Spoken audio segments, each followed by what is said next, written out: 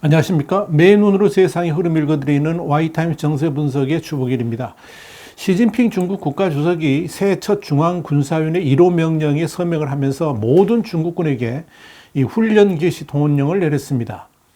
이런 시진핑 주석의 명령은 미중 간 갈등이 점차 커지고 있고, 또 중국이 대만을 향한 통일 의지를 강하게 드러내고 있는 가운데 나왔다는 점에서 이 중국의 군사 행보가 촉각을 곤두세우게 만들고 있는 겁니다.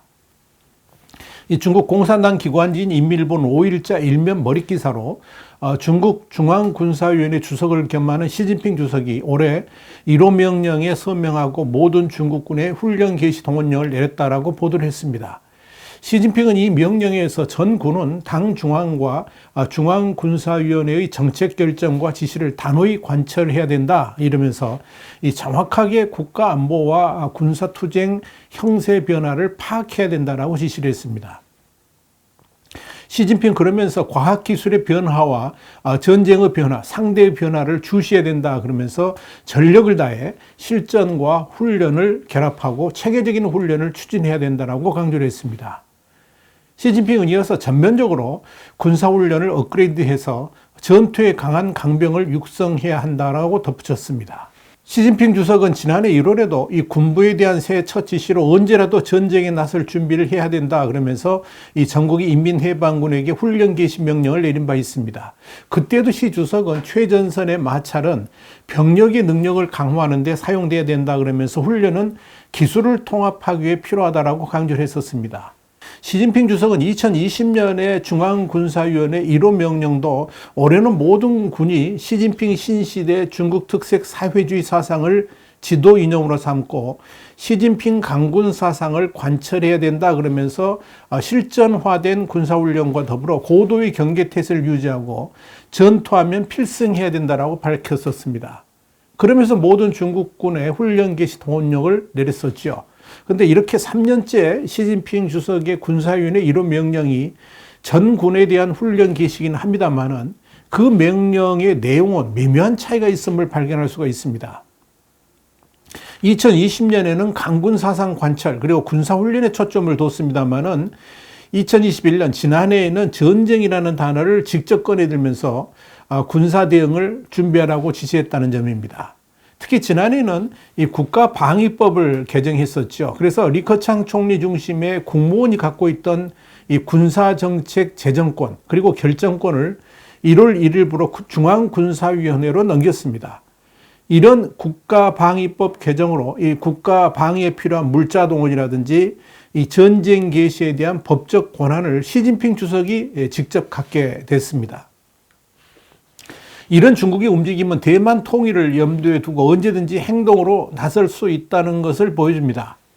그런 관점에서 2022년 올해의 시진핑 1호 명령 역시 주목할 필요가 있는 겁니다. 올해의 시진핑 명령에서는 전 군은 당 중앙과 중앙군사위원회의 정책 결정과 지시를 단호히 관철해야 된다는 문구가 특히 눈에 띕니다. 이미 전쟁 개시권을 확보한 시진핑 주석이 이 대만 통일 지시를 하게 되면 전군이 일사불란하게 이 명령을 수행해 줄 것을 요청했다는 의미죠. 사실 그동안 이 중국 내에서는 이 대만 통일을 위한 군사행동에 많은 논란이 있어 왔습니다. 대만에 대한 섣부른 통일 시도가 되려 중국을 최악의 상황으로 몰고 갈 수 있다 그러면서 이 대만에 대해 압박은 하되 군사행동으로 옮기는 것은 자제해야 된다 이런 분위기들이 많았었습니다. 다시 말씀드려서 미국과 정면 충돌하고 있는 이 시점에서 지금은 때가 아니라는 주장들이 많았다는 이야기입니다. 지난해에도 시진핑 주석은 대만에 대한 통일 의지를 드러내면서 한마디로 대만에 대해서 간을 봤죠. 상상을 초월할 정도로 많은 전투기들을 대만 방공 식별구역으로 보내가지고 대만을 위협했습니다. 또한 지난해 12월 11일에는 중국 서열 4위인 왕양 공산당 중앙정치국 상무위원이 대만의 코앞에 있는 푸젠성 샤먼에서 열린 제13차 해협 포럼에서 대만 문제를 해결하고 조국의 완전한 통일을 실현하는 것은 중국 공산당의 확고한 역사적 임무라 그랬습니다. 그러면서 우리는 이 점에서 필승의 자신감이 있다라고 말한 바 있습니다. 인민정치협상회, 그러니까 정협 주석을 맡고 있는 왕 상무위원의 이날 발언은 대만과 가까운 샤먼에서 열리는 양안, 그러니까 중국 본토하고 대만 민간교류의 장인 해협 포럼의 성격에 비춰볼 때 비교적 강도 높은 발언으로 평가가 됐었습니다. 중국의 대만 통일 의지는 미중 간의 디커플링이 강화되면서 국제 공급망 재편이 본격화되니까 더욱 강하게 나타나고 있습니다. 그 핵심에는 대만 반도체가 있습니다. 이미 쇠락의 길로 들어선 중국의 반도체 산업이 중국의 미래를 어둡게 만들고 있다는 판단하에 이를 일거에 극복할 수 있는 유일한 대안이 대만을 복속시켜서 대만의 반도체 산업을 중국화하는 것이라고 보기 때문에 그렇습니다. 이런 의도를 지난해 11월 11일에 중국 공산당 역사결에서 대만 문제가 시진핑 체제의 최우선 국가 과제임을 확인하면서 다시 한번 이 대만 통일 의지를 명확히 한 바 있습니다. 미국도 중국이 이런 의도를 분명히 파악하고 있습니다. 미국 의회 산하 미중 경제안보검토위원회 USCC인데요. 이 USCC가 최근 발표한 연례 보고서를 보면 중국 기지에서 대만을 겨냥해 배치된 중거리 미사일이 200km 늘어났고 신형 수륙 양용 상륙함도 충분히 확보됐다라고 평가를 했습니다. 또한 조만간 세 번째 항공모함을 진수하게 되면 장거리 해상 작전 능력도 훨씬 증가하게 될 것이고 경우에 따라서는 중국이 한정적으로 핵무기를 선제 사용할 가능성도 있다라고 봤습니다. 그러면서 이 보고서는 이 중국 지도부의 대만 침공 의지가 커지면서 중국 인민해방군이 대만에 대한 공중 해상 봉쇄, 사이버 공격, 미사일 공격 등에 필요한 능력을 이미 갖췄다라고 결론을 내렸습니다. 상황이 얼마나 급박하게 돌아갔으면 미국의 토니 블링컨 국무장관이 지난해 12월 3일 중국이 대만을 침공하면 끔찍한 결과가 있을 것이라고 경고를 했겠습니까? 이 블링컨 장관은 로이터 통신이 주최한 넥스트 컨퍼런스 행사에 참석해서 중국이 대만을 침공하겠느냐 이런 질문에 대해서 재앙적일 수 있는 결정이 될 것으로 본다라고 답을 했었습니다. 로이드 오스틴 미 국방장관도 지난해 12월 4일 캘리포니아의 레이건 내셔널 디펜스 포럼에서 행한 기조연설을 통해서 중국이 대만 방공식별구역을 계속 침범하는 것은 궁극적으로 대만을 침공하기 위한 리허설이 될 수 있다 그러면서 미국은 대만을 보호하겠다는 약속을 분명히 지킬 것이라고 그랬습니다. 대만 국방부에 따르면 2021년 한 해 동안에 중국 인민해방군은 총 239일에 걸쳐서 961대의 군용기를 이 대만 방공식별구역에 진입시켰고요. 올해는 1000대 이상의 중국 군용기가 이 방공식별구역을 침범할 것으로 전망하고 있습니다. 그런데 미국과 일본에서 있다는 경고에도 불구하고 시진핑의 대만 통일 의지는 확고합니다. 다만 언제 명령을 내리는가 그 하는 시점만 남은 상태다 이렇게 봐야 될 겁니다. 시진핑 주석은 2022년 신년사에서 이 조국의 완전한 통일을 실현하는 것은 양안 동포의 공통된 염원이다 이렇게 말했습니다. 물론 시진핑 주석의 대만 통일 의지는 그동안 무력 사용도 배제하지 않겠다 그러면서 여러 번 표출되어 왔었죠. 그런데 시진핑 주석의 이런 야망을 구체적으로 보여주는 사건이 새 벽두부터 일어났습니다. 중국 인민해방군의 쿵진 전 육전대, 그러니까 한국으로 치자면 해병대인데요. 이 해병대 사령관이 대만을 겨냥한 동부정구 지휘부로 합류한 겁니다.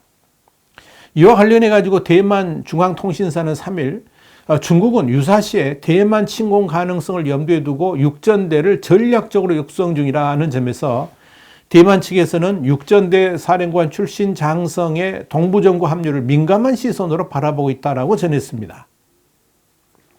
중국군 전문가인 링잉유 대만 증산대학 교수도 동부정구는 대만 공격의 주력인 수륙 양용 여단을 보유하고 있다 그러면서 올해 20차 당대회 전까지 상륙 훈련이 더 많아져서 대만을 향한 위협이 가중되면서 미래의 직면할 도전이 될 것이다 이렇게 전망을 했습니다. 이런 상황에서 시진핑 주석의 2022년 1호 명령이 주는 의미를 결코 과소평가해서는 안 된다는 겁니다.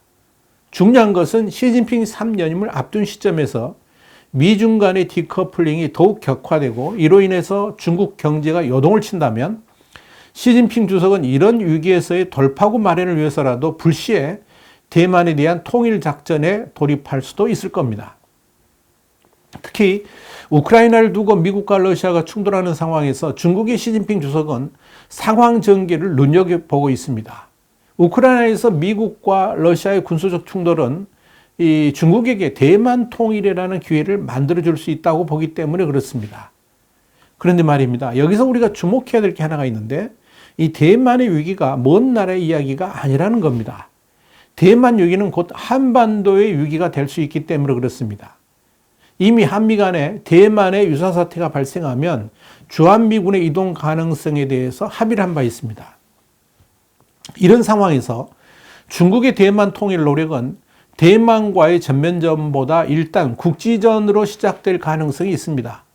중국 본토에서 불과 4km 떨어진 대만의 최전방섬이죠.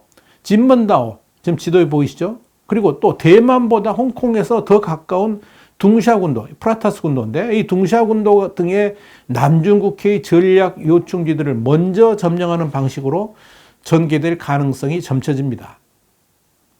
그런데 중요한 것은 그런 중국의 대만 통일 시도가 있게 된다면 당장 인도태평양 지역에서 가장 잘 훈련된 사단급 병력인 이 주한미 육군 2사단이 불가피하게 참전하게 될 것이고 이는 곧바로 한반도 위기로 이어질 가능성이 있다는 점입니다. 대만 위기를 틈타서 북한이 도발할 수도 있고 또한 주한미군의 대만 전쟁 참여로 중국이 직접 한반도를 노릴 수도 있다 하는 걸 우리가 기억해야 됩니다. 자, 이런 상황에서 다웨이 칭화대 국제관계학과 교수가 지난 1일 중국의 펑파이하고의 인터뷰에서 이런 말을 했습니다. 미중 사이에서 균형 외교를 하는 나라들을 상대로 살계경후를 시도해서는 안 된다라고 말해서 주목을 끌었습니다. 자, 살계경후라는 게 뭐냐? 이런 겁니다. 닭을 죽여서 원숭이를 주의시킨다는 뜻인데요. 본보기를 보임으로써 상대를 제압한다 하는 의미입니다. 그동안 이 용어를 중국의 전랑외교, 그러니까 늑대전사 외교를 설명할 때 자주 써왔습니다. 이 나웨이 교수는 그러면서 국제관계의 게임에서 닭은 잡아 죽이기 어렵고 닭 잡기는 원숭이를 겁먹게 할 수 없을 뿐 아니라 닭이 더 빨리 원숭이 쪽으로 가게 만든다라고 표현을 했습니다. 중국이 이 살계의 경우 외교 방식을 사용하면 안 된다라고 말한 겁니다만은 이 말이 역으로 중국이 그런 살계의 경우 외교를 사용할 가능성이 있다고 경고하는 것처럼 들리는 것은 왜일까요? 여러분 어떻게 생각하십니까?